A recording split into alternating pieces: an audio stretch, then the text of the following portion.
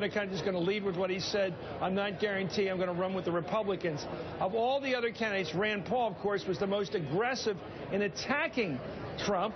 Here's how Paul went after him when Trump said he wouldn't rule out an independent bid for the White House, a third party. He buys and sells politicians of all stripes. He's already, hey, look, he's already hedging his bet on the Clintons, okay? So if he doesn't run as a Republican, maybe he supports Clinton or maybe runs as an independent. Okay. But I'd say that he's already hedging his bets because he's used to buying politicians. Well, I've given him plenty of money. Just to be clear, you can't make it. We're going to move on. You're not going to make the pledge tonight. I will not make the pledge at this. Okay. Well, Chip Englander is Rand Paul's campaign manager. Thank you. And also with us, our MSNBC colleague Casey Hunt's with us again, and the great Steve Kornacki, who is always in shirt sleeves, always on top of things. Especially in this weather. Always in shirt sleeves. Anyway, what was this a connect? Did you guys plan early on you were going to take on the Donald? Right at him there, right out of the bat, you went after him. Well, I think Senator Paul, he won the debate in the first 2 minutes when he was the only candidate willing to hold Trump accountable for saying, hey, I can run as a third party and hand the White House to Hillary Clinton. I mean, that's what it's going to take to win this primary and really to beat the Clinton machine. Do you think it's possible to get into a tangle with Donald Trump, who seems to own the home court advantage on television, to get a mano-a-mano with him like that? Do you think you win? I think we did win that one. I think it was pretty clear. I mean, Senator Paul was aggressive and got the point across, and I think people really responded. I think that exchange really demonstrated quite a bit the senator's ability to be articulate and even do it against someone like Trump, who thrives in those situations. What do you make of this, Steve? Because tonight I thought Paul was good at doing what he does, which is defend his libertarian values against the security state. Now, of course, in a Republican fight, it always seems it goes back to Giuliani versus, Ron Paul again. It always goes back to that 9/11, say 9/11, and immediately you win the security argument.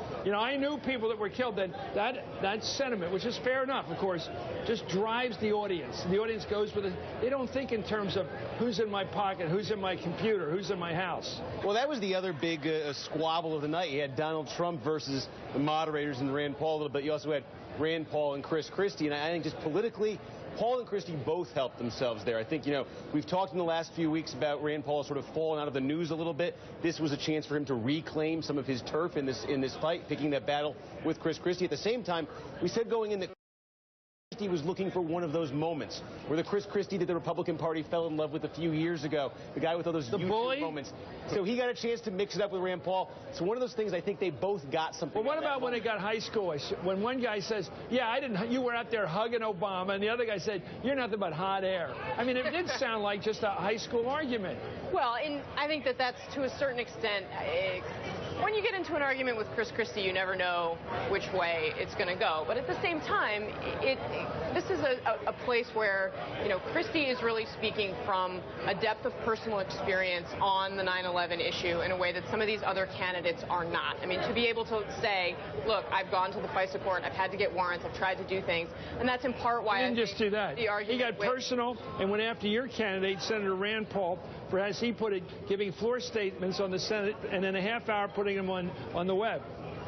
Yeah, I think Senator Paul, again, it was being bold, not backing down, and demonstrated that he was somebody who would stand up for the entire Bill of Rights. We can't pick and choose which parts. The debate wasn't just about platitudes and slogans and throwing things out, but people are looking for somebody who's out there who's willing to stand up and defend the whole Constitution, and that they really believe isn't going to be just another politician sort of going along, get along. Your guy's not just another politician. I'll give him that. Anyway, after the debate tonight, Donald Trump explained to Sean Hannity why he didn't make the pledge to not run as an independent. Why should I give up that leverage if they don't treat me well? You're talking about the establishment Republicans. If they don't treat me well, Sean, why should I make that pledge? Now, I may at some point do it because I'm starting to really like the establishment people. Reince and the whole group have really been nice lately. But at this moment, it's great leverage, and I might as well use it. I mean, this country should use leverage in their trade deals. They don't believe in it because they don't know what they're doing. So I knew that was going to be a little bit controversial, but it was exciting, a really good way to start. Not afraid to just say, I'm not there.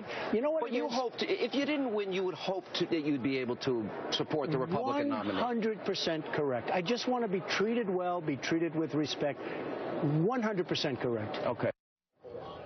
Steve, we've just seen the militants of Donald Trump. No justice, no peace. I mean, that's what he's basically saying. Well, he's no justice, no peace. Unless I get treated right, I'm going to war with you guys. It's interesting, too. You're playing the Fox clip, and I think this is the big story in the next few days now. We saw a couple weeks ago, Donald Trump made the comment about John McCain, and everybody said the law of politics says you can't say what he just said and get away with it. Well, he did. We learned that law didn't necessarily apply. Here's another law. We're going to find out whether it applies or not. Can you, as a Republican candidate for president, essentially go to war with Fox News and survive? Because the coverage on Fox after this debate tonight has been absolutely brutal on Donald Trump. Did they have this thing in there? From the minute, Megan, I'm coming for you if you don't be nice to me. From the minute he went after one of their marquee personalities, they have their focus group up there. Coming. Everybody in the focus group says this is a bad night. I have been saying for days around there saying he's going to meet his Waterloo with Megyn Kelly, because you don't go to war with her, because she is in fact judge and juror. She looks at you, she gives that look like, no. Well, and he stayed on as you, I think you had that interview with him in the spin room afterwards. He went to, he kept on saying, look, she wasn't nice to me tonight. He didn't back off. Oh, he thinks he doubled down on it. And it's dangerous. If Donald Trump loses Fox News, then it is distinctly possible that will have a direct impact on his poll numbers. Now, who knows? They've been Teflon so far. But. Well, Donald, come on over here to MS. We'll give you a nice platform and talk. It might work you over a little bit, but we would like you over here occasionally. Donald Trump, anyway, Tip Englander, thank you. Thanks for being with us on behalf of Rand Paul. When we come back.